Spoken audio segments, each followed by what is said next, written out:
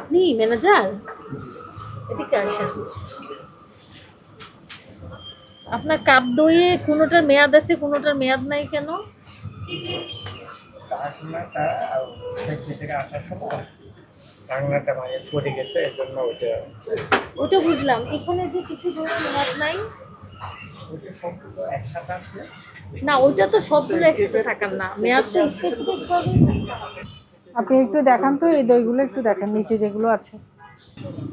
কেকের মেয়াদ নাই কেন? কেকে সিল থাকবে। হ্যাঁ, এটা এখন আসছে তো। আপনি সিল না না, মারবেন কেন? সিল কি আপনি দোকানে মারেন? এটা তো অপরাধ, এটা তো ঠিক না। না শুনেন, আপনি একটু কথা শুনেন। এখন এখান আসছে, থেকে একটা দই দেখাবো। শুনেন, এখন আসছে মানে আপনি আপনি কি ওই যে প্রতিষ্ঠানে আসার পরে তারিখটা দেন? না, এটা ফ্যাক্টরি থেকে আসার সময় আপনার তো একটা তো নেই। আপনি একটু একটু একটু না বুঝেছি, আপনি একটু নিচে দেখান তো। আসার তো দরকার নাই, আপনার সিল আছে কিনা, মেয়াদ আছে কিনা সেটা দেখান। জি জি। শুনেন, আপনার কথা শুনে বোঝা যায় এই মাত্র এসেছে, মানে আপনি সিল মারার সুযোগ পান নাই নাকি, তারিখ দেওয়ার সুযোগ পান নাই, এটাই তো বোঝাচ্ছে নাকি?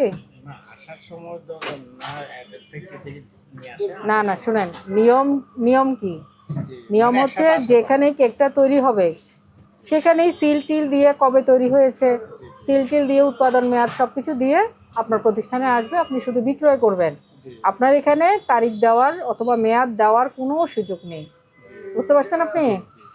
আপনি এখানে তাই মেয়াদ দিতে পারবেন না। আপনি বলেন যে এগুলো এখন আসছে, তার মানে আপনি এখনো তারিখটা দিতে পারেননি, তো এখানে তারিখ দেওয়া যাবে না।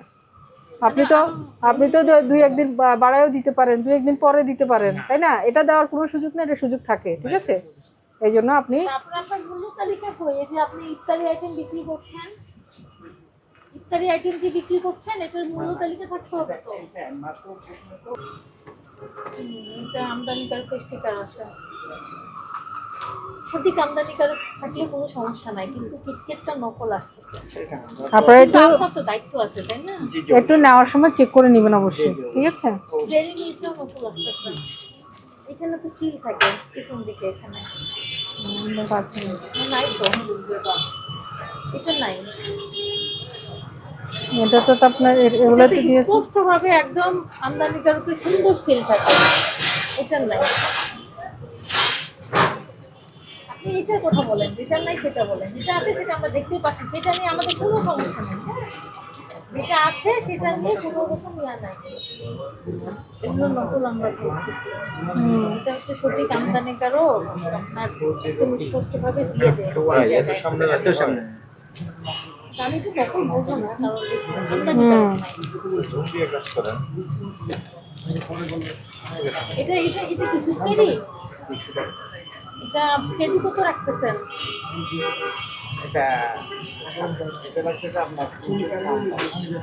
1 কেজি আছে? একদমই নয় আপনার, দাম আপনি নির্ধারণ প্যাকিং করলে করতে অনেক হবে। সময় আপনার 1 গ্রাম কমতে থাকে প্রতি। কেকের তো আপনারা করতেছেন, দাম নির্ধারণ আপনারাই করতেছেন, সমস্যা নাই, কিন্তু দাম নির্ধারণ করতে হবে। জি জি। অপরাধগুলো বুঝতে পারছেন কি কি?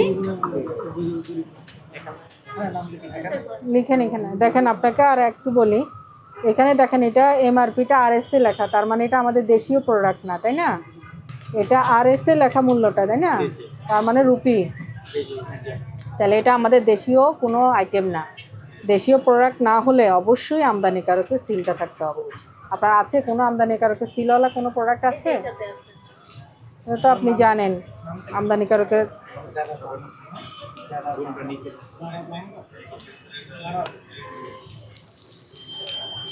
এই যে এখানে তো দিয়ে দিয়েছে আমদানি দিয়ে, নেসলে যে নাই এটা, তাহলে এই যে এগুলোর মধ্যে দেখেন এগুলো কিন্তু নাই।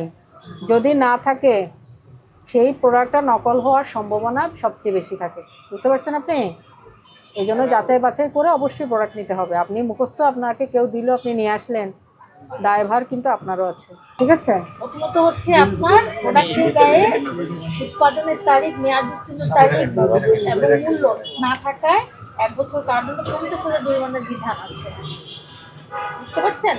এবং হচ্ছে আপনি যে ইফতারি আইটেম বিক্রি করছেন না, এখন এটা মূল্য তালিকা টাঙায় রাখতে হবে। সেটা মূল্য তালিকা যদি না টাঙান, এর জন্য আপনার 1 বছর কারাদণ্ড, 50,000 টাকা জরিমানার বিধান আছে। হোটেলগুলো দেখবেন এখন ইফতারির মূল্য তালিকা টাঙায় রাখবেন, অথবা মূল্য দিয়ে দিতে পারেন, সমস্যা নেই। আপনার যেহেতু তালিকা ওরকম করে না দিলেও চলবে, কিন্তু আপনি প্রোডাক্টের গায়ে অবশ্যই দিয়ে রাখবেন, ঠিক আছে? আপনি অন্যগুলো যেভাবে দিয়েছেন ইফতারের আইটেমও সেম দিয়ে রাখতে হবে। আপনাকে আজকে 5,000 টাকা জরিমানা করছি, সতর্কতামূলক, এবং যেগুলো বললাম সেগুলো ঠিক করে নেবেন। ভবিষ্যতে এই ধরনের ব্যর্থ হলে তখন সর্বোচ্চ জরিমানা হবে।